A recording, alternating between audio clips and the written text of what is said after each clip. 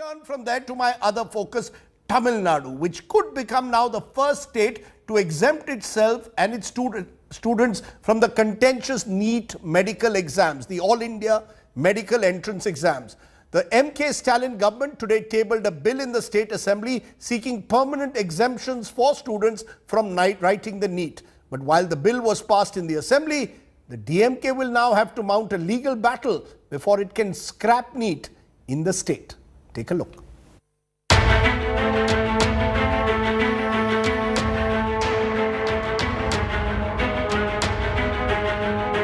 The anti-NEET chorus has been reignited in Tamil Nadu.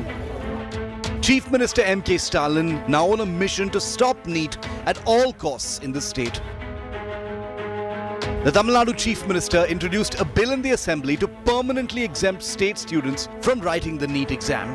பாதிப்பிற்கு உள்ளாகக்கூடிய மாணவர்களை பாதுகாக்கவும் மாநிலத்தில் முக்கியமாக கிராம பகுதிகளில் அனைத்து மருத்துவ படிப்புகளுக்கான சேர்க்கையை மேற்கொள்ள சட்ட முன்வடிவு கொண்டு வரப்பட்டுள்ளது. அனைத்து கட்சிகளைச் சேர்ந்த மாமன்ற உறுப்பினர்கள் இந்த சட்ட முன்வடிவினை ஒருமனதாக நிறைவேற்றி தருமாறு அன்போடு நான் கேட்டுக்கொள்கிறேன்.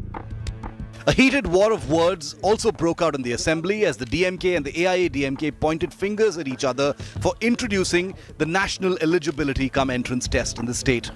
By the reason that you have taken the charge, why you are not given effect to that? Yesterday the NEET has been conducted, one student also committed suicide. Today you are bringing the bill. For that reason that we have walked out. Political bickering aside, the AIADMK has also backed the bill. With almost all parties voting against NEET, the bill sailed through. The BJP remained the main dissenter. We know from analysis that these tests are inherently biased. They work towards the people who have access to good education, have wealth, have access to training institutes, have access to online training. So it is not a level playing field. In a democracy, our job is to create level playing fields. Except retired High Court judge's recommendation or his report, nothing is been new. So as far as this new bill is concerned, the DMK is enacting a political drama to confuse the students. And I hope that the students and the parents, they understand. This rare show of unity among the warring Dravidian parties was prompted by another student's death in Tamil Nadu. 19-year-old Dhanush was a medical aspirant who wrote the NEET twice but couldn't crack the exam. Unable to take the pressure, Dhanush died by suicide hours before he was supposed to appear for the exam. அவனால அந்த நீட்டோட அச்சத்தை தாங்க முடியாம அவனால அது நம்ம இதாயிருமோ fail ஆயிருமோ அப்படினு பயந்துக்கிட்டு அவன் இந்த மாதிரி ஒரு முடிவு கொண்டான். சோ நான் தமிழ்நாடு அரசுக்கு என்ன கோரிக்கை வைக்கிறேன்னா தயவு செஞ்சு இந்த நீட்டை ரத்து பண்ணுங்க. இந்த மாதிரி உயிர் சேதம் இன்னொரு டைம் நடக்க கூடாது. The Stalin government's introduction of a new bill has been welcomed by all parties in the state of Tamil Nadu, but it is not as easy as that, since the Chief Minister will now have to fight a legal battle to ensure that NEET is cancelled. So it remains to be seen whether the Chief Minister M.K. Stalin will walk the talk, or is this bill just for mere optics. With Virjit Divyan, Pramod Madhav for India Today. So why is Tamil Nadu the one state that is consistently opposed to the NEET medical exams? Is crucially the NEET medical exam elitist, or does it promote merit? Are state board students at a disadvantage? Is this just a political ploy by the DMK government? I'm joined by Manu Sundaram, the DMK spokesperson, and by Dr. Subramaniam Swaminathan, Director Infectious Diseases at Gleneagles Global Health City in Chennai. And I want to come to you, Doctor, first. Because let's get this clear, the NEET exam is an all-India exam. All students across the country took this exam only yesterday. Do you believe, as politicians in Tamil Nadu particularly are arguing, that this is an elitist exam? It favors students who have access to more coaching centers, to online classes. Do you believe it favors a particular class? Is it elitist in that sense? Sometimes the best of intentions goes in a very sideways manner because it's not been implemented right. See, the basic concept of NEET is something that can identify with, in that it wants a standardization and more uniformity across the board, which I think is very, very noble. I think that's fine. But I think the way it's been done is not something that's entirely appropriate. It could have been done much better. For one, education is on the concurrent list. So obviously not getting all the states in, in parlay and working together was a major issue. The second thing is that, remember, education, at least at a school level, is hardly standardized across the states. So obviously what the curriculum is for certain states and what the curriculum is in another state is very, very different. So if you are going to cherry pick and ask questions based on a particular syllabus, it may not be really fair to everybody.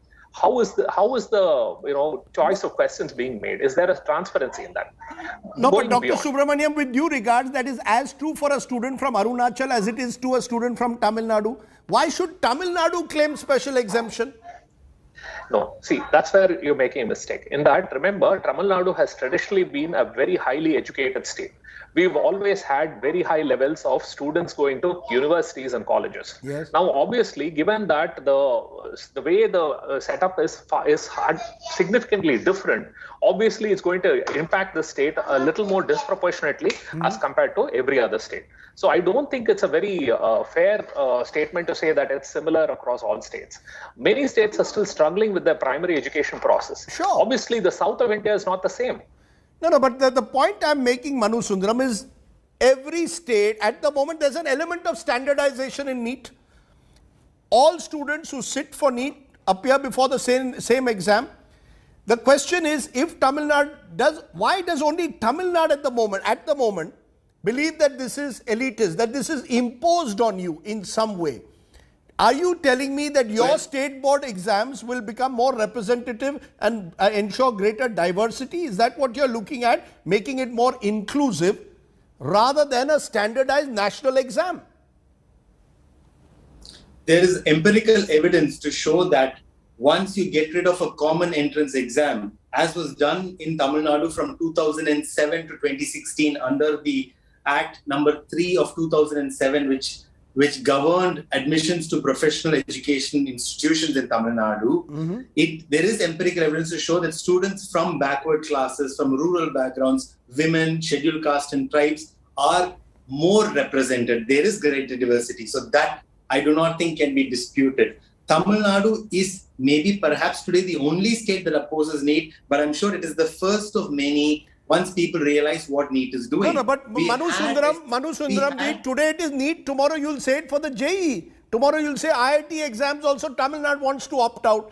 I mean, let's be clear. Do we have on critical issues of higher education a common exam for the entire country? Or do you believe at the end of the day, every state must decide the nature of the exam?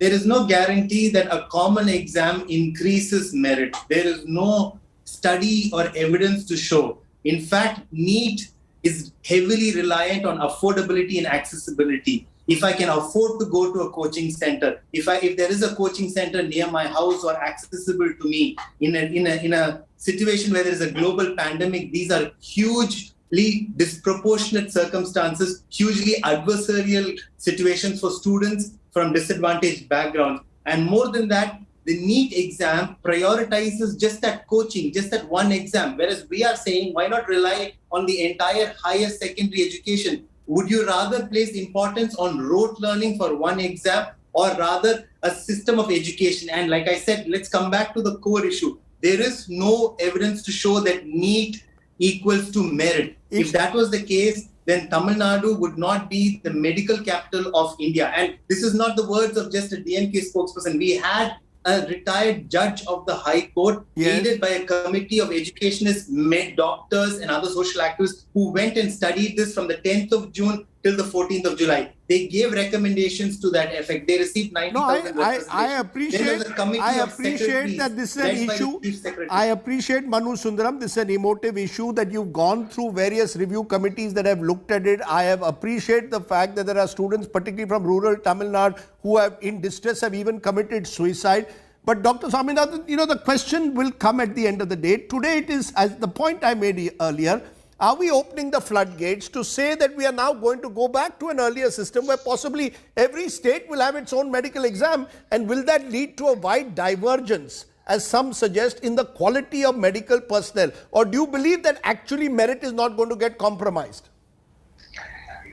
I think the very premise that we have standardized medical education itself is at best laughable. Would you say that the quality of training that you would get in All India Institute of Medical Sciences in New Delhi and the newly minted private medical college is the same? How can you even say that? So let's not delude ourselves into thinking that the quality of medical education is the same across every institution across India. It is not the same. Therefore, heterogeneity is inherent in any system. We are trying for standardization. And like Mr. Manusundaram pointed out, you are expecting a person to perform massively well in a 3-hour sprint. And that's not fair. Why should a kid be asked to make or break his professional career or his life? You know, for many kids, that's the way they look at it, in just a 3-hour sprint. The previous style of doing it was actually having weightage for a lot of different things, which reduce the stress on any particular component. Here you have one thing which makes or breaks your life. That's a little scary. See, that's the kind of stuff that educators are saying, don't do. Do not judge them with just one thing and say, if you don't do well on this, but that your life could is apply done. for all exams. That could apply for all exams, and therefore... No question, but that's not how Tamil Nadu has done. If you look at the engineering and the medical entrance, see, I cannot tell you about what has happened in the interim. I can only tell you how it was when I was a medical student. I can tell you how it was when I went through school. The point is, it always was an amalgamation of various scores which went in to make a composite score. So it is not a single thing. And you know what? It actually makes sense. As somebody who's been very involved in the interview process and selection process in my own alma mater, the point is, we realize that you want a more well-rounded individual who is good at a marathon, who can do well in every setting and consistently score. The idea is not to say that you can do a rote learning and get a good score and somehow get a high score as a one-off and then say you're brilliant. Okay. How does that make sense? You want somebody to be consistently doing well and not just as a one-day batsman and not a pinch hitter. Okay. This is how medicine is. In medicine, please understand, it's a long-term process of learning where you have to be tested again and again and again. You need re-standardization. How is that any different? And here we are setting the wrong example by saying one day and that's it. Okay, let me leave it there. Clearly, this is a wider debate. This is today about NEET. Tomorrow, it could be about other competitive exams in this country as well, and the nature of our examination systems that lead to people taking higher education courses, be it in engineering or medicine. Has Tamil Nadu, in a sense, opened the floodgates by the decision that they've taken? Manu Sundaram and Dr. Subramaniam, thanks so much for joining me here on the news today.